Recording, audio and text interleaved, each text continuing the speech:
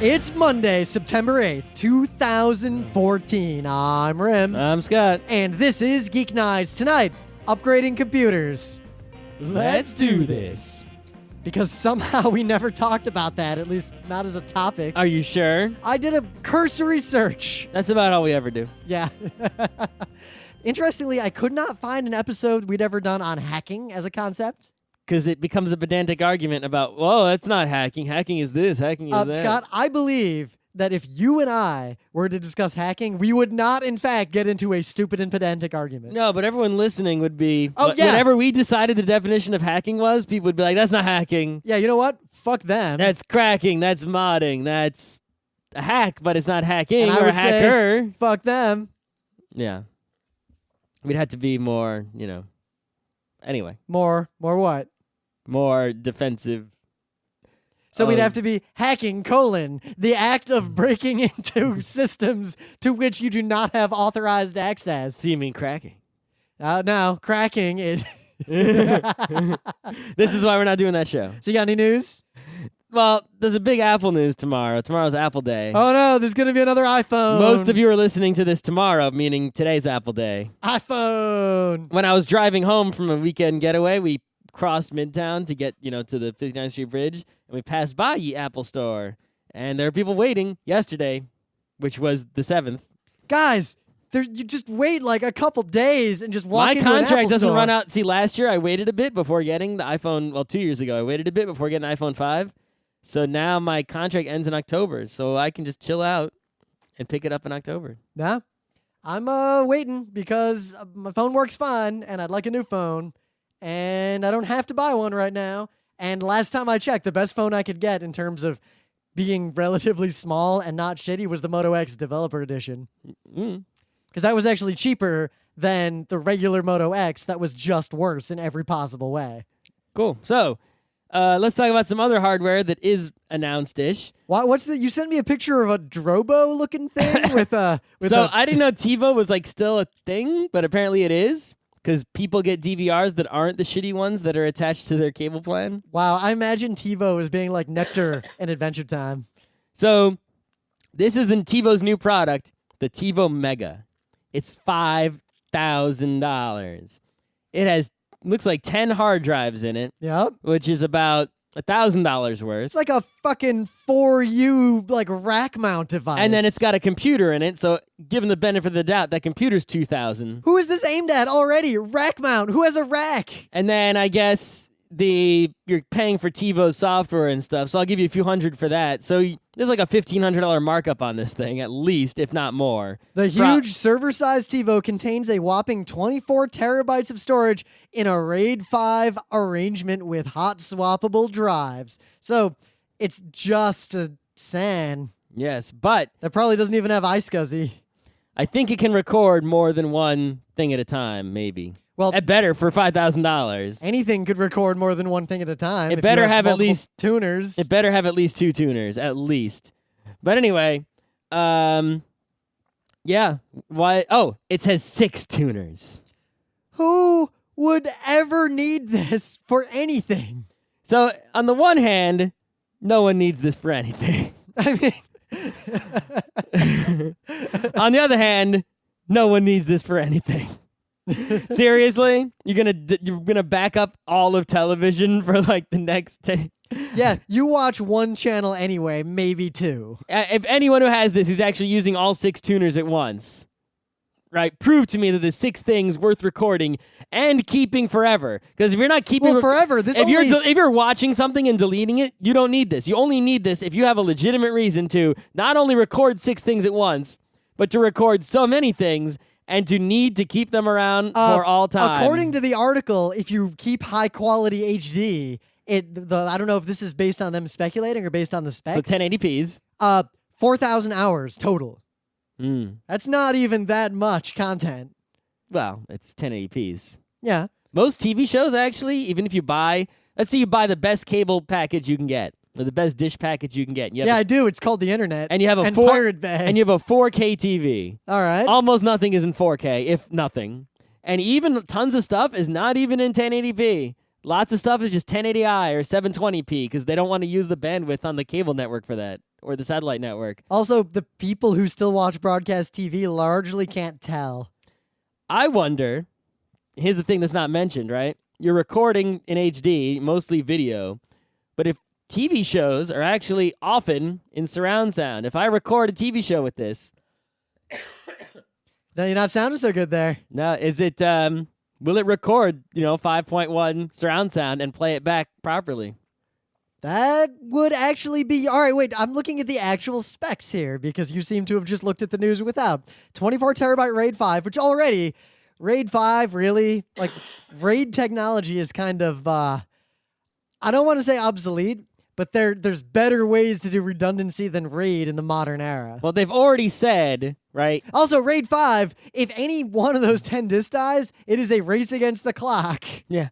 I'm sure it'll light up and you can take it out because there's, on the front panel. Oh, okay. It does a little bit more. So streaming live and recorded stuff. So it can stream live stuff as you're watching it to smartphones and tablets. So it's also a sling box. With built-in stream transcoding. So it's also a sling box. Multi-room. I don't know what that means. That means that, so normally a TiVo will have like one video out, right? And so it's plugged into one TV, and that's the TV you can watch recorded things on. So if you go upstairs to your bedroom, because you have a house, not in a New York apartment, you couldn't watch something from the TiVo upstairs because the TiVo's downstairs. Where this TiVo will stream to the other TV, every TV in the house. Universal search across the local stuff, cable listings, video on demand, Netflix, and YouTube. That's something that TiVo just does. Wait a minute, and YouTube. Will it also record YouTube?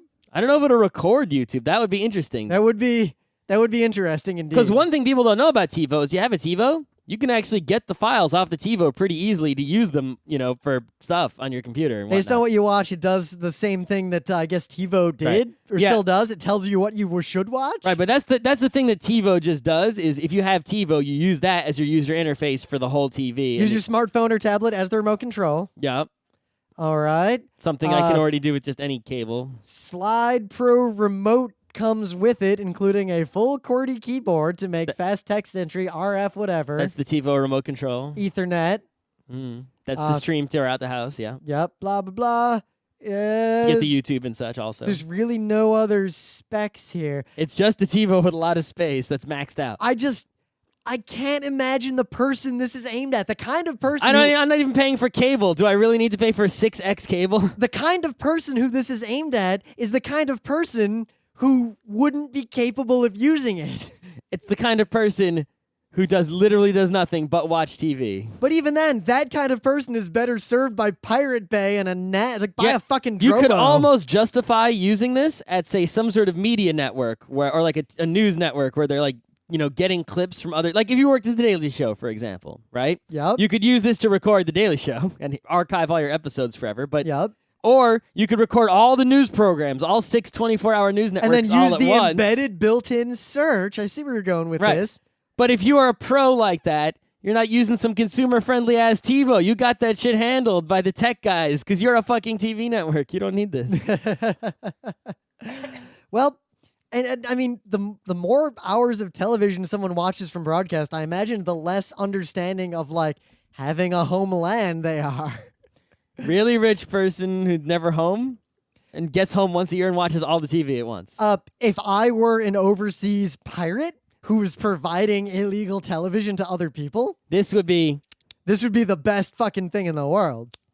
Huh, maybe that's the But market. It's not a good money deal. If you're smart enough for that, you can just build a computer to do that much better. Yeah, and if you're the kind of person whose hobby is illegally redistributing American television broadcasts, I imagine you built your own crazy box with all the hard drives that people threw away in the But one neighborhood. thing to point out, though, if you build your own crazy box, it's probably a lot harder to get 6 TV tuners than it is to just buy this. TV tuners, Good ones that just work, like these ones. they exist. Yeah, but not easy. They're a little finicky. Yeah, but even then, $5,000. That's a lot of money. $5,000. With For $5,000, I could buy like 3 fully loaded out like Drobo 5Ns. For less than $5,000 a year, I could buy the maximum cable satellite package. But then you wouldn't have everything you'd ever seen on it forever. I don't need that. Or for, 4,000 hours worth of content. If I'm paying that much, I'm watching that shit live. Yeah. Huh. It's interesting. Really curious who decided this was a good idea. Yeah, who at TiVo came up with this, thought it was a good idea, actually went through with it and developed it and now decided to go ahead and sell it. Yep. I mean, they even make a big deal about how user swappable drive. So already trouble. Yep. So in other interesting news, so people using drones for a lot of awesome stuff. Pretty much only used for awesome stuff except for killing people. Well, it depends. Some people just need killing. Yeah. Yeah, Sure. it happens. Like Rim. We did a show on killbots. Yeah. So the Well- FAA has done something interesting. They've escalated the war because it's basically technically illegal to use drones for pretty much any commercial purpose. But tons of people are using them because they're so easy to use to look for wells or keep track of your cattle or just all the stuff that you might want to use a drone for. People are just doing this. The FAA has been going around the internet looking for anyone who's using drones for any useful purpose and sending them C&Ds. Okay. Like if you post a YouTube video of using a drone for something? Yes. Okay. They're literally, quote, those who use UAS only for recreational enjoyment operate in accordance with Advisory Circular 91-57, etc. Generally applies to remote. Wow, that's a really long paragraph I'm not going to read. But basically, they are trying to prevent people from using them for such example topics as tornado research, inspecting gas well stacks, or aerial photography, journalism, education.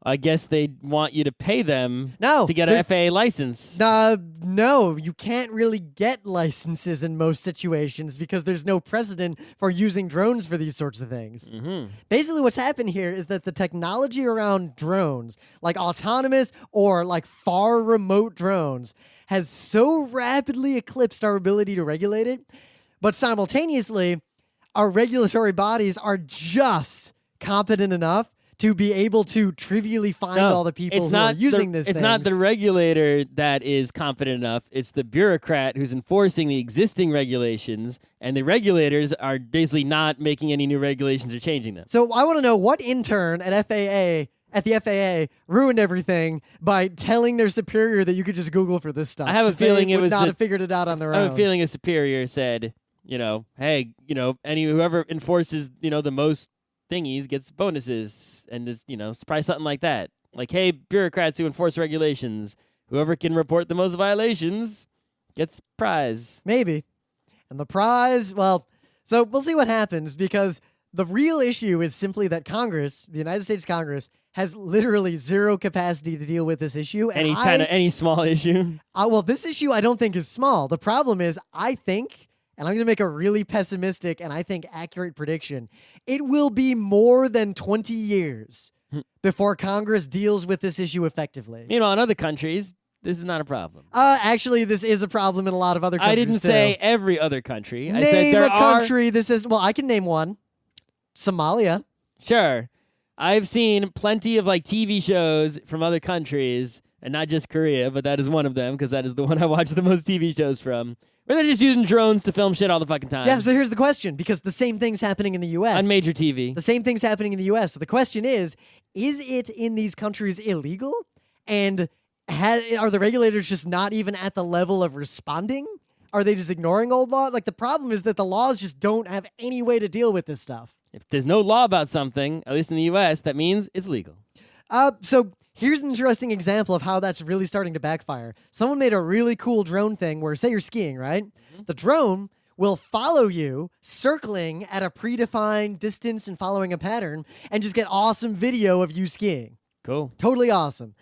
That is banned at ski resorts, and there's some laws around it. Sure. However, there is a loophole to get around the law that is far more dangerous than breaking the law. Which is? Attach the drone to a tether. Mm-hmm. If you do that, you now have a rotating net catcher, but simultaneously, you're not breaking that law anymore. But it will strangle you to death.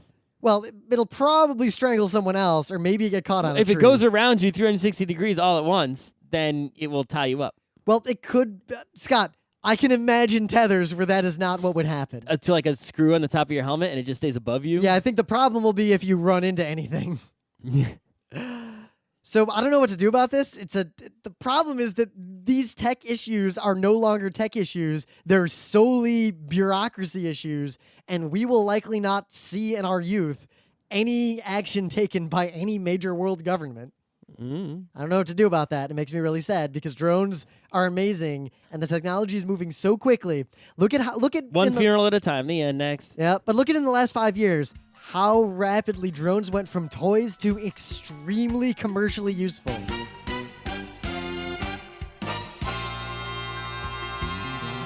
So, things of the day. I found this. It's an anime music video called Night of the Hunter, and it is set to the Kirby anime, and it seems to follow Meta Knight, the character.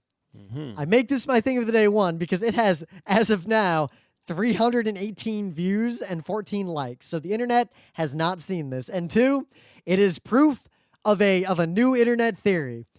An anime music video to a thing can guaranteedly make that thing seem 1,000 times more awesome than it is. I think I've seen this before.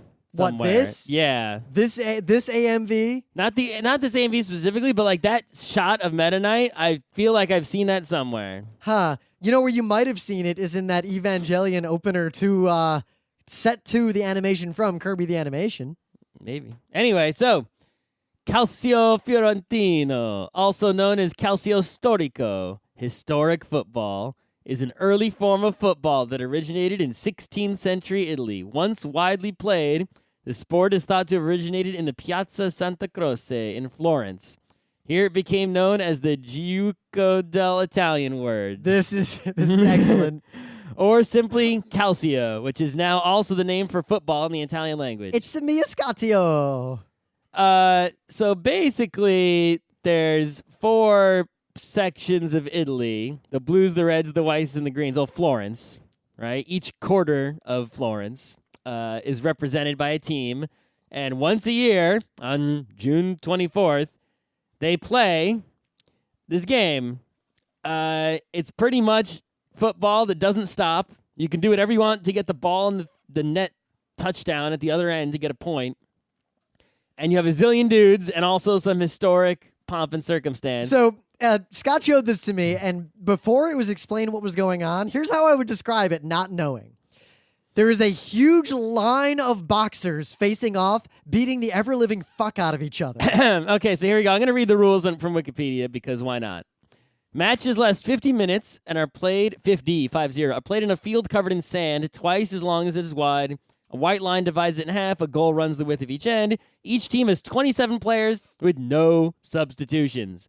The teams are made of 4 goalkeepers, 3 fullbacks, 5 halfbacks, and 15 forwards. Captain and standard bearer's tent sits at the center of the goal net. They do not actively participate, but can organize their teams. They sometimes act as refs, mainly to calm down the players or to stop fights. Stop fights. There's a ref, and he has 6 lines. Oh, the only things you're not allowed to do are sucker punches and kicks to the head. Yes. Headbutting, punching, elbowing, and choking are totally okay. Anything else is okay. So it's more than one person can't attack another person at the same time. Yep. So players try by any means necessary to get the ball into the opponent's goal. Guys, any means necessary. It is important to shoot with precision because every time a player misses, the opposing team gets half a point.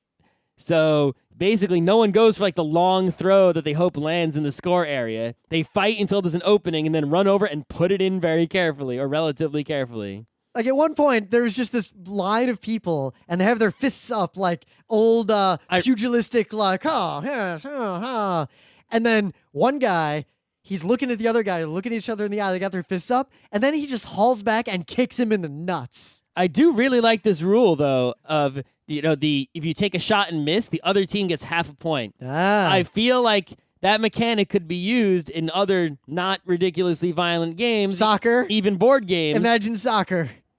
Even less shots and even more boring. Yeah. In games where, shots are too much. Like, it could help basketball a lot, right? You wouldn't take a shot. Well, that would just mean no one would ever go for a three-pointer. They would only ever dunk. Again. Yeah. I mean, there are ways you could use this, kind of rule, maybe in conjunction with other modifications, to improve a lot of games or sports. And basically, when people are just shooting like crazy or just trying to score like crazy because there's no reason not to, right? You can force people to be much more careful in their attack strategies by basically awarding points to the other team for failed offense. Like, what if in football, If you didn't get a field goal or a touchdown on your drive, the other team got a point. If the defense gets a stop, that you score points. So suddenly defense becomes way more important, right? This is amazing, and at least at one point in my life before I die, I want to be in live attendance of this game. Go to Florence on June 24th. And also, these guys get points because the uniforms they wear are basically, it's like a cross between a modern sports outfit and pantaloons. They somehow have not completely removed. It's like this kind of reenactment aspect of the sport, which is great. Yeah. I think this would be really popular if it were played in the United States, but it would also be illegal. It's basically football. It's the earliest, most primitive form of football that I've seen ever. It also illustrates something. Like I love this video because it's so primal and so fucked up. But at the same time, watch this and then watch modern American football, and that is why there are rules in sports. That's why football has more rules than all the other sports.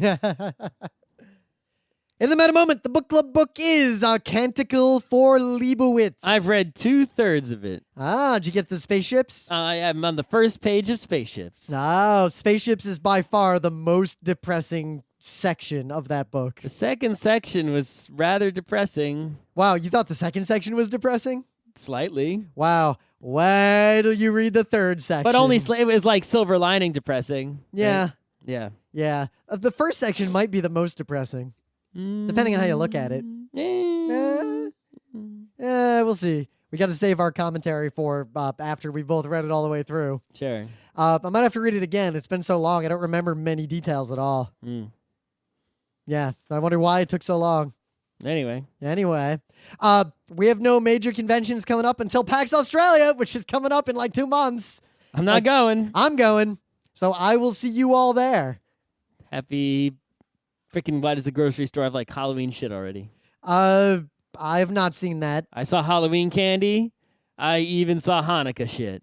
I'm waiting to I guess hear. it was Rosh Hashanah shit, but yeah, whatever. I'm waiting That's to actually hear appropriate. That's like the 3 first weeks Christmas away. song. You will know because I will tweet a lot of obscenity the moment I hear a Christmas song. 5 weeks. In any retail establishment. It was before Halloween last year, so give it 5 weeks. Nah. It's 5 to 6 weeks. I suppose I could avoid going into stores, thus avoiding this forever. I can't avoid going to work. Why would you hear it at work? I'm at work at 49th and 7th. It'll come out. Might as well be fucking Santa's workshop. You might as well. You know what? Earplugs. Eye plugs. Practice being blind. Try to walk from the subway to your door without opening your eyes. They're replacing the billboards on my office building with digital signage. That won't be annoying. I'm glad it faces away from the building, and none of our windows are near it, but still, it's there. So yeah, the other day we're back from PAX and we recorded panels and a bunch of other content in glorious 4K. We're not gonna upload in 4K probably. And 1080p. I'm not uploading that shit in 4K. So that's awesome and all. Went to edit that shit, and the first thing I realized was that I built my computer, the one I'm using right now for Geeknights, in 2009. Oh, well, it's 5 years. Time to upgrade. Yeah, I have not upgraded Or yet. buy a new one. And in fact, the only thing I've had to upgrade in the entire span of this computer was I bought a bunch of RAM, because RAM for my computer costs basically $0 now. And I bought a better video card at one point. That's it. Now I have to upgrade again. I just ordered a couple of 256 gigabyte SSDs. Well, that's not really it's kind of an upgrade. Well, it's an upgrade because when I first bought this computer, I put Windows on a 32 gigabyte SSD that I paid like $300 for because it was 2009 when I did that. And that was awesome.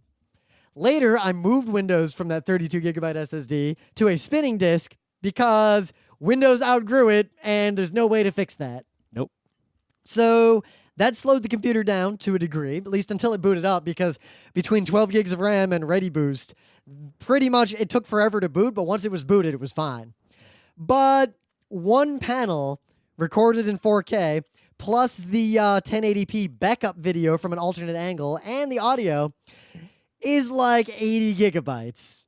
I can't put the whole thing on an SSD. In fact, I interleaved the segments across 2 spinning disks and the SSD.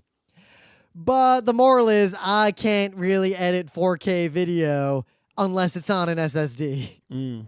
So I bought a couple of cheapo 256 gigabyte SSDs to add to this computer. I think I can get another 2 years out of it. Yeah.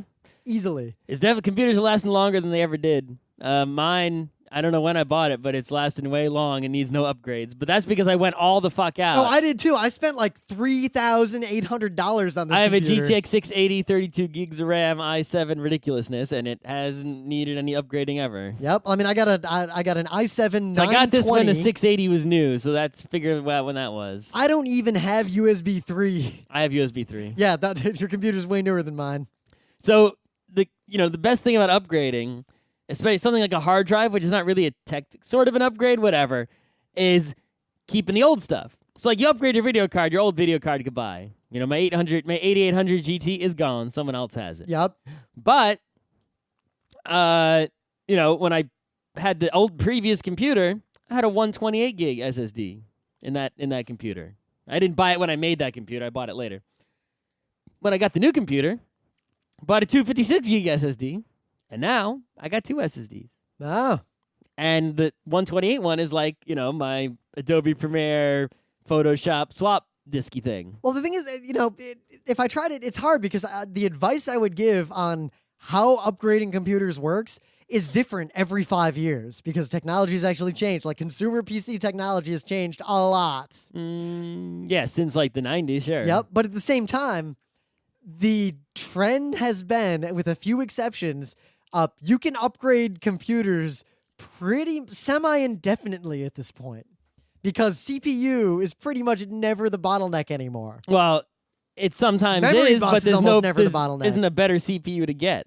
Well, put it this way: for what most of you listening use your computers for, like especially like anyone who uses like playing games or whatever, the video card matters more than everything else in your computer. Yep. And if Far you're not and using above. a video card, nothing else in nothing in your computer is holding you back. So, because the reason I thought of this episode was I saw a friend who will remain nameless who was saying that, GTA 5 is coming out. I guess I got to get a new PC. My gaming PC doesn't really hold up anymore. Just buy a new video card. I was like, what video card do you have? Just buy a new one. I don't upgrade computers. That's really hard, not worth the effort. I'm anti-intellectual and like spending a bunch of ridiculous, unnecessary money on things. It's like, dude, what? You're going to buy $1,000 new computer? One. My car needs an oil change. Better buy a new car. If you buy like $1,000 new computer, the video card it comes with is probably shit. That's also true. If you buy a $400 video card, you can probably keep using the same computer for another 2 to 4 years. That's also true. I mean, the greatest thing is I ran one time, I rendered a video in software mode. I even turned off the video card acceleration just to see. And I ran the Windows Performance Profiler for the entire render just to see like what was being used. And sure, in that case, I maxed out my CPU 100%. Whoa. All the cores? All 8. Whoa. But at the same time, disk I/O was at like 80%. And RAM, I was using maybe half my RAM. Yep. But then when I switched to video card rendering, CPU is not maxed out. Disk I/O is literally the 100% bottleneck. And if I render solely from an SSD, I can't actually tell. Like, it kind of jumps around. Like, at that point, renders go so fast that it literally, like, is no longer a concern to Well, me. I mean, even a video render, an HD video rendering, which is something that takes, unless it happens instantly, like you click export and it says done, there's some bottleneck somewhere. Yep. Right? But if you're playing a video game and it's rendering 1 frame every time your monitor refreshes, the end. Yeah. You're done. So if you got a 100 frame monitor, you need to render 100 frames at that resolution. No one has a 100 frame monitor. You either have like a 60, a 75, or a 120. Yep. Probably a 60 or a 120. Man, that's something that changed a lot. Remember CRTs? I ran my CRT at RIT at 100 hertz. Whoa. Yeah. Yeah, there were 90s and stuff like that too. Whatever. Yep. Well, if I ran it under about 75, like if I ran it at 60, it would make kind of a noise. is. So 60, by the way, 60 is enough for pretty much anything you're going to do. Yep. 120 is if you have 3D, because it's basically doing 2 60s, left eye, right eye, left eye, right eye, left eye, 240 right eye. buys you nothing. Nothing. Waste. But seriously, guys, if your computer seems slow, and it seems slow as a gamer, just buy a video card. I highly doubt your video card is already the second fastest video card on MePro's Island. Let's talk about some other upgradey bullshit, right? So more RAM. A lot of people are like, man, I gotta buy more RAM. Number one, it could be when you don't have enough RAM that you're just really bad at computer. That's actually the most likely thing. Right? I have computers that don't have much RAM in them, like 4 gigs, which is not a lot these days, and I had never used all that RAM, ever. Why? Because A, on that computer, for example, my work computer, I'm not doing anything ridiculous. Actually, I am doing some things ridiculous, like virtual machines, but even that doesn't push the limits of 4 gigs But I've of noticed RAM. most of the people who complain, like, I need more RAM, I'm using all my RAM. Why does your Chrome have 10,000 tabs open? But even then, if you look, they're still not swapping. That's true. Like, they mistake, like right now, I'm looking at my computer. I've got 12 gigs of RAM. I've turned swapping off because I literally do not need it. You know what? I've got 4 gigs of cache, 8 gigs available, 4 gigs free. Right. It is very unlikely that you actually need more RAM or that it will do anything for you. And even if you are filling up your RAM, it's probably just your shitty behavior, or you let a bunch of shit ruin your computer and it's all running in the background, shit you don't need that you should uninstall or clear out, or viruses or who knows what. And you just fucked up your computer, and that's why your RAM is full. Yep. But I've pretty much never seen anyone using all their RAM unless they're a piddly amount of RAM, or they think they're using all their RAM because they don't know what all those metrics mean. Yeah, they don't know how to. If you are not swapping, which means your computer has literally used all of the RAM and is using hard drive as extra RAM because it has no choice, more RAM will do absolutely nothing for you whatsoever. Now, simultaneously, I've seen people suggest that you should have an SSD and put your swap on that. No, just buy more RAM. Yes. Just buy more RAM. That's cheaper than SSDs by far. If your far. computer can't hold more RAM, then you should upgrade maybe a real actual computer. But, 4 gigs at work, just doing normal everyday stuff and a virtual machine, which means more so than people who are just doing web browsing and shit, is more than enough. So if you've got 8 or if you've got more than 4, you don't need more. So part of the reason I bought the computer I did, the motherboard I got actually was really expensive compared to other motherboards.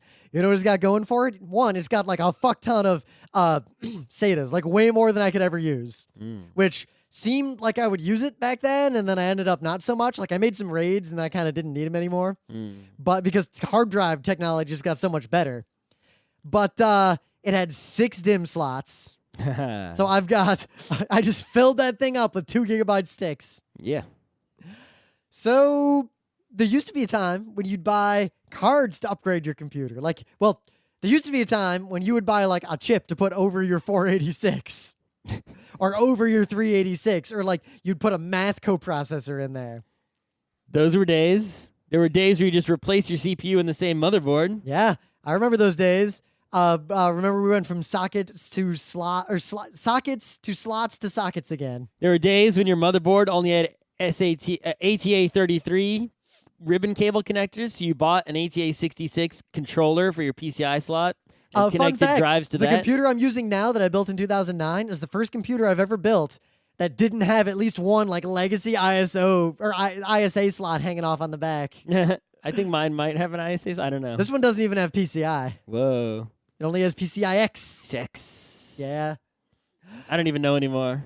But seriously, anyone who says that buying a new computer periodically is more cost effective than building a slightly better computer yourself and then periodically upgrading it is flat out wrong. Yes. Now, there's situations for the Mac people out there, right? Because in the Mac world, first of all, Apple, they're going to rip you off. Yeah.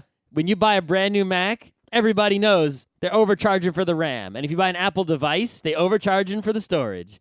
It's like, oh, you want to get a 64 gig iPhone instead of a 32 gig iPhone? That'll be $100. Dude, I just paid $100 for a 128 gig SD card for my camera. You can't be charging me $100 for 32 gigs. Fuck you. But in an iPad, what are you going to do? They don't let you open that shit up, which is why PCs are better than Macs. Nah. And in fact, most Macs these days, you can hardly open that shit up. I think they let you get to the RAM slots on some of them. I'm not even sure which ones anymore. Yep. And the Mac Pro is that big black thing now. Like, even that, those video cards, it's like you can't just switch out those video cards. You don't know that OS X has a driver for that. You don't know, that it's going to work in that weird slot or something. And they're overcharging you by a lot.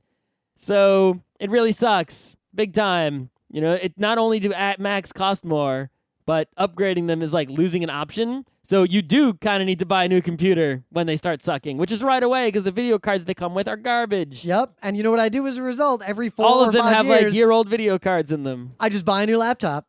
Sure. And you know what? I have every old laptop I've ever owned because they don't stop working. No.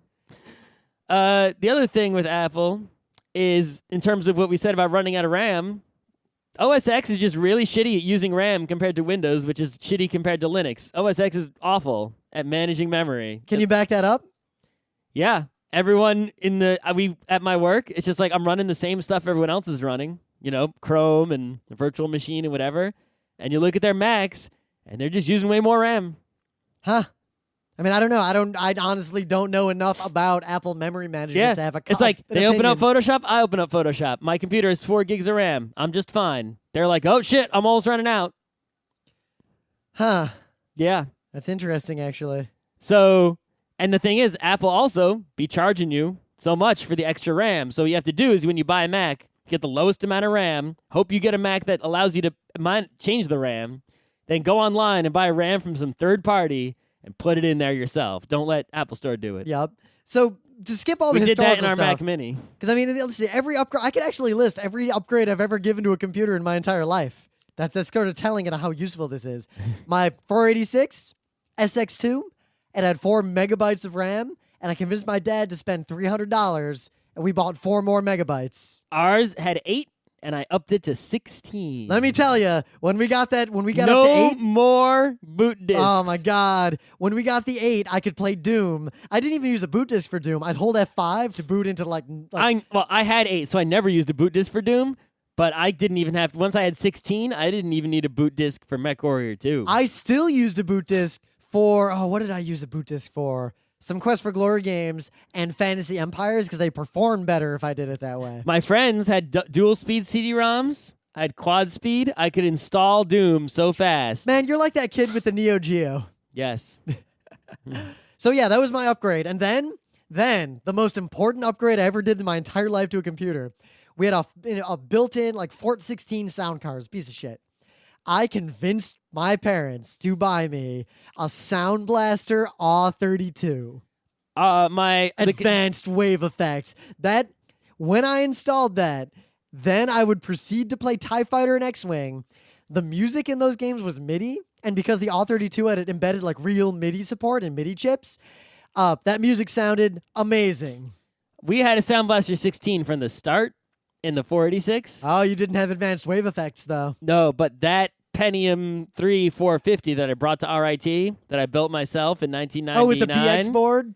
Yeah, that one had a Sound Blaster Live. Yeah, fuck the Sound Blaster first Live. one. I bought a Sound Blaster Live. With surround sound, and I've had surround sound ever since. In fact, I remember I got the one that had that like front panel with all that stuff because that I didn't have that ridiculous one. I had the cheap Sound Blaster Live. Yeah, I had the full-on one, the 512. I even forget what they were called. Gold, platinum. I don't remember. Yeah, I had the silver one or whatever. Yeah, but remember, I was really into like music and audio, and I thought I'd use that front panel and the SPDIF and all that stuff. No, and you weren't. Yeah, That was only if you're a musician. I used the MIDI a lot. I used the MIDI in games that use the MIDI. I used the MIDI to compose too. I had a pirated copy of Cakewalk. I kind of wanted a copy of Cakewalk, but didn't pirate one. Yeah, Ken had it, and he gave it to me, and we did a lot of MIDI back in the day. Did not do MIDI. I did video game. Like I was really into MIDI. Like I had a huge MIDI collection. It's hanging out on that hard drive right next to Hey people, gaga. Mm-hmm. So we bought the Pentium 200, and I bought for that a video card. Dun dun dun. That Pentium 3 450 was the first time I bought a video card when I built the thing, and I had a TNT2 the day it came out. Wow, I bought a Creative Graphics Blaster Extreme. Yeah. That was when I could play GL Quick. That was amazing. And I bought some more RAM for that thing at one point, and I bought like an extra card on the back that gave me USBs, and I didn't buy much else for it. After that, I got that SCSI card so I could have my SCSI Plex Tor CDR. After that, there was just many, many years of various AMD mishmash because that shit was broken. But that was the era when you'd buy a motherboard, and then you'd buy a processor and some RAM and video cards and stuff, and then like you'd periodically just swap out individual components. Yeah, during the college years, early 2000s, it was late like the late AMD 90s, early. You were just like buying stuff. The acceleration in hardware performance was just so much, and prices kept going down, and old stuff and new stuff kept coming out that was actually way better. Like I bought an 800 megahertz processor, and then 6 months later, it was worth it to me to buy a gigahertz processor. Yeah, it was like golden age. Just kept buying stuff, switching CPUs in the same motherboard. Even. Yeah, slot A. Yeah, craziness was going on. Socket A mostly. These are all socket A machines. Yeah, I had slot A until that motherboard exploded because I got hit by the bootleg Chinese industrial espionage capacitor problem on my 8-bit board. Yep. But ever since the that was the overclocking era too. Yep. But ever since the i3, i5, i7 era, there's hardly any reason to upgrade. Computers last so much longer now. Yeah, because I mean you're limited pretty much by video card, and if you're not limited by that, you're limited by disk I/O. I highly doubt anything else is limiting you. And video cards are the only thing that are getting better. And you might be like, well, how come video cards are getting better and CPUs aren't? Well, here's the thing. When they're making CPUs, especially these days, they're trying to make them faster, of course, but they don't want to make them less efficient, especially since they're mostly being used in laptops and things of that nature. They want them to use less energy. And also their general purpose. Yes, they do they're not geared towards just one task. They need to be able to do anything. So CPUs aren't getting that much faster, but in fact, they're not only are they not getting faster, they're getting slower. Clock speeds are going down to accommodate more cores, different memory stuff. Yep. Like if you look at server hardware like Xeons and like crazy stuff, higher end servers have lower clock speeds than what you would put in your desktop PC. Mm-hmm.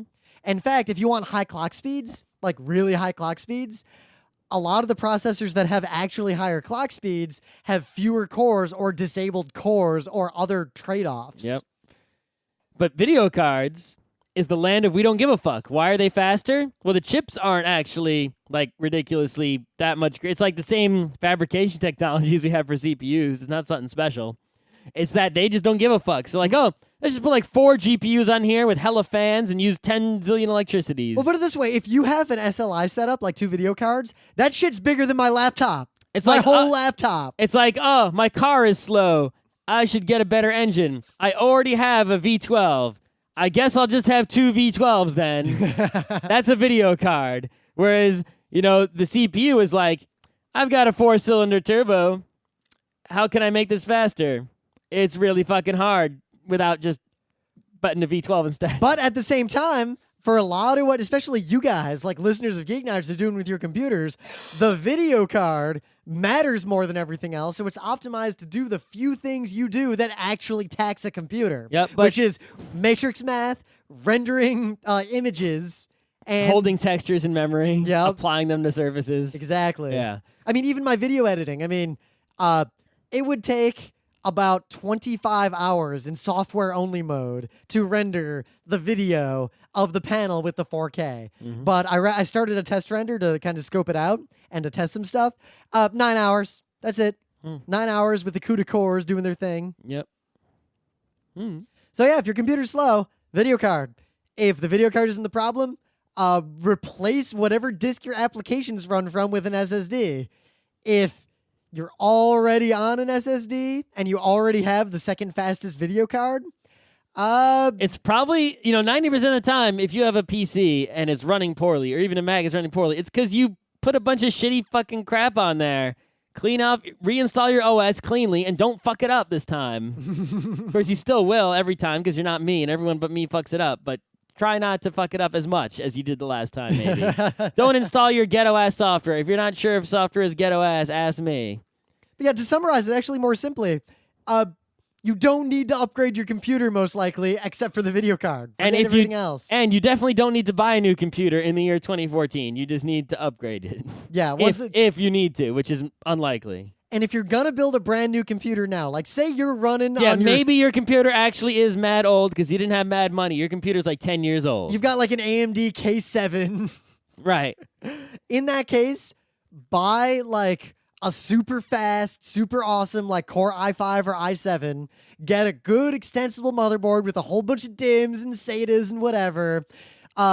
Spend more money on the power supply than you think you should. In fact, spend double what you think you should. Yeah, I don't know. I mean, No, don't buy like a 10,000 watt, like, oh my God, ridiculous power thing. But also don't get the $20 gonna explode and not work thing. Don't buy high wattage, buy high quality. Yeah, I usually get like the 400, 500 watt, like super efficient, enviro-friendly, Antec, ultra-reliable power supply. Yeah, but seriously, don't skimp on the power supply. Yeah. Because if you had a problem... Don't get a $20 one. I've noticed a lot of people are afraid of upgrading because they hear horror stories, they've experienced things where, like, they try to upgrade the computer because they built their own computer. And Yes, like, an incompetent person screwed something up. That is not a reason not to do the thing unless you are also incompetent, in which case... You shouldn't not do the thing. You should become not incompetent. There was a time where computers would fail to boot due to no fault of your own. That time was the AMD K3 or K7, whatever era. Yes. We're past that. And even during that era, just get an RMA on the part that's not working. Yep. Well, back then, like, there'd be weird incompatibilities. Like, of course you shouldn't have bought up whatever Northbridge coupled with a whatever video card in that particular brand Now, of you might RAM. say, well, I just don't want the hassle. I'd rather spend money than have the hassle. And that's called anti-intellectual. No, forget that. I'm not going to try to insult the listener. I insult the listener. I'll put it this way. Buying the new computer will not get you a performance improvement compared to just buying the video card. And literally, a child whose age is in the single digits could replace the video card, given almost no instruction. You just pull the old one out and put the new one where the old one was. And maybe upgrade the driver. Now, I guess the worst thing that can happen is if you pull the old one out and it turns out that the slot it was plugged into is like AGP. But buy a new computer if that's the case. Yep. If your computer does not have a PCI Express X16 slot, you need a new computer. But a $400 video card will buy you more than almost anything else you can do to your computer.